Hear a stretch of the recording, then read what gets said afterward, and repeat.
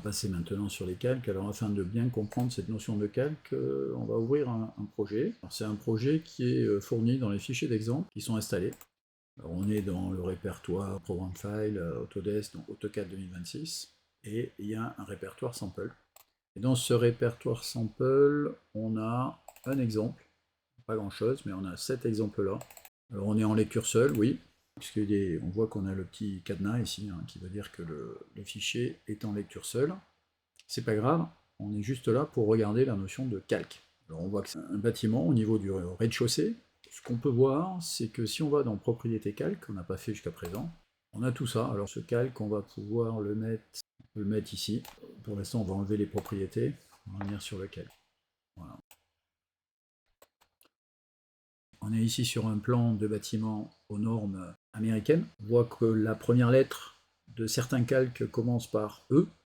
Donc E qui correspond à Elements, correspond à l'architecture du bâtiment. La deuxième lettre, B, c'est pour le building, donc c'est pour la structure. Le F, c'est pour tout ce qui est équipement fixe, donc les parois intérieures. Et la troisième partie correspond au type d'éléments. Donc EB Shell, par exemple, c'est pour tout ce qui est structure extérieure du bâtiment, tout ce qui est mur. EB Mul, c'est pour tout ce qui est montants verticaux, horizontaux. Core, c'est pour tout ce qui correspond au noyau central du bâtiment, les gaines techniques, etc.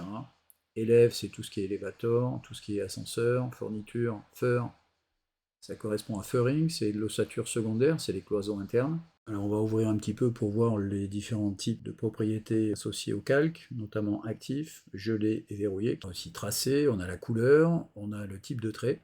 Alors la première chose qu'on va faire, c'est de venir sélectionner tous les calques. Premier clic sur la couche 0, je descends jusqu'à la dernière couche, j'ai laissé appuyer sur la touche Maj, et je clique sur Actif, n'importe où. Il me demande si je veux désactiver le calque courant, puisqu'il y a toujours un calque qui est actif à chaque fois qu'on travaille, et pour l'instant c'est le calque 0, il était là. Je vais le laisser activer. Les calques ne sont plus visibles, alors je clique quelque part sur un des calques. Alors il y a deux calques qui sont gelés. Alors ça c'est intéressant, on va les dégeler. En fait, la différence entre actif et gelé, la différence est minime. Gelé, c'est que ce n'est pas réaffiché, donc au niveau de la carte graphique, ça ne prend pas de temps GPU, alors que quand on est non gelé, ce n'est pas affiché, mais c'est calculé. Voilà, donc si on a beaucoup de calques, il vaut mieux geler plutôt que de désactiver. L'affichage des calques prendra moins de temps. On va rendre donc la grille 08 et la grille LN n'ont pas été affichées, elles sont gelées. Donc on va les dégeler, et surtout les afficher. Qu'est-ce qu'on voit? On voit que grid 08, c'est des numéros, et grid LN, c'est des lignes et des colonnes. Alors à quoi sert ce plan? On peut voir qu'il est associé à des numéros ou à des lettres. Les lettres, alors ça c'est la norme. Donc on va enlever le ViewCube, on n'en a pas besoin. Alors à quoi ça sert? Cette partie-là permet de poser les différents piliers de soutènement de mon bâtiment. Alors ils sont dans ES colonne montante, donc on va rendre visible, que l'on va associer au shell, à l'EB shell, qui sont les éléments qui sont posés sur les piliers du bâtiment. On va afficher donc les parois intérieures.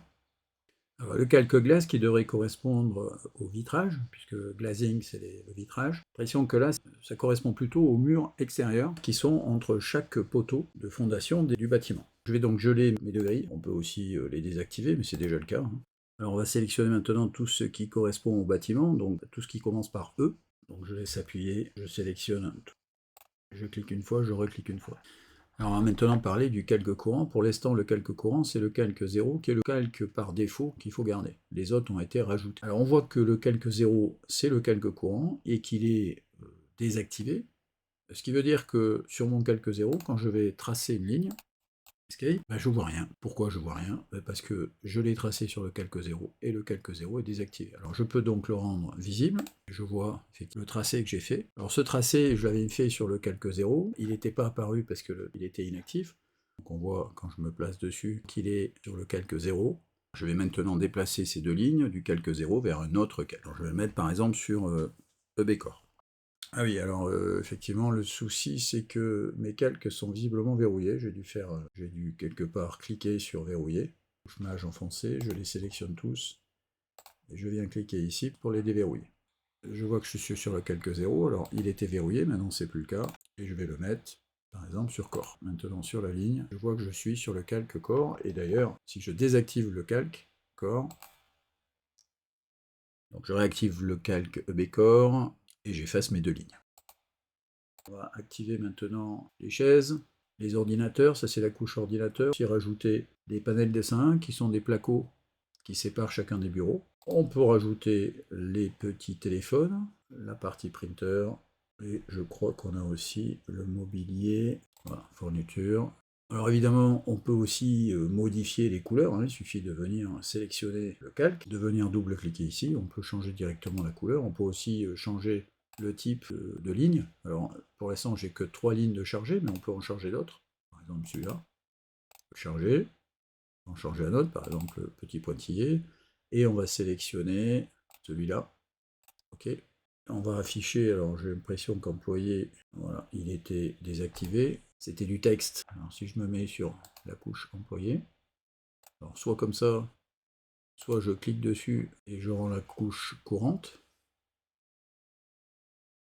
Je dis rendre courant, donc cette fois-ci, employé, on voit qu'il est activé. Si je trace une ligne, escape, je vois que ma ligne a changé. C'est plus une ligne en continu, c'est une ligne en pointillé. Bien, on revient sur les dessins qu'on avait déjà fait précédemment. On peut voir que sur ce dessin-là, on n'avait pas généré de nouveaux calques, donc on a les calques par défaut, c'est-à-dire le calque 0, qui est celui qui existe à la création du fichier. Le calque DevPoint, qui est créé dès que l'on place des codes, que j'avais déjà fait. Donc sinon, au démarrage, on n'a que le calque 0. On va pouvoir créer un nouveau calque. Par exemple, je vais l'appeler le calque bleu. Je vais lui changer la couleur en bleu. Je vais sélectionner, par exemple, ces triangles-là, que je vais placer en bleu, et on voit que mes formes sont devenues bleues. Alors pourquoi elles sont devenues bleues? Tout simplement parce que dans les propriétés de cette ligne, par exemple, on voit que la couleur, on va revenir sur les propriétés, donc j'ai le calque en dessous. Si on avait deux écrans, on pourrait mettre tout ce qui est propriété et calque sur l'écran d'à côté. On voit que la couleur, c'est la couleur du calque, mais on pourrait, pour cette ligne-là, modifier et dire c'est la couleur rouge, par exemple. Elle est sur le calque bleu, mais sa couleur est rouge. On pourrait aussi jouer sur l'épaisseur. Alors visiblement, l'épaisseur n'a pas été modifiée. Je reprends cette ligne et que j'augmente à 2. L'épaisseur de ligne n'augmente pas. Alors c'est normal parce que par défaut, AutoCAD n'affiche pas l'épaisseur des traits à l'écran. Il ne l'affichera qu'au moment de la présentation, qu'on verra un peu plus tard. On peut choisir de modifier ce paramètre par défaut. Il suffit d'aller ici, venir ajouter dans la barre d'état l'outil épaisseur de ligne, line weight. Il est apparu ici, et on voit qu'il est désactivé, et maintenant si je l'active, je vois que ma ligne est devenue beaucoup plus large. Je clique dessus, j'avais mis à 2. Voilà, elle est devenue plus large. Alors ce que je viens de faire pour une seule ligne, j'aurais pu le faire aussi, je vais ouvrir ici un peu plus, j'aurais aussi pu le faire pour les lignes bleues. J'aurais pu changer et me mettre en 30 pour tout le monde, avec la possibilité, on l'a déjà fait, de venir choisir, on va prendre pointillé, ok, mes triangles, ils disparaissent directement puisqu'ils sont sur la couche bleue, je peux modifier leurs propriétés dans leur ensemble, je peux reprendre cette partie-là et dire que c'est celle du calque, et elle va reprendre les propriétés du calque.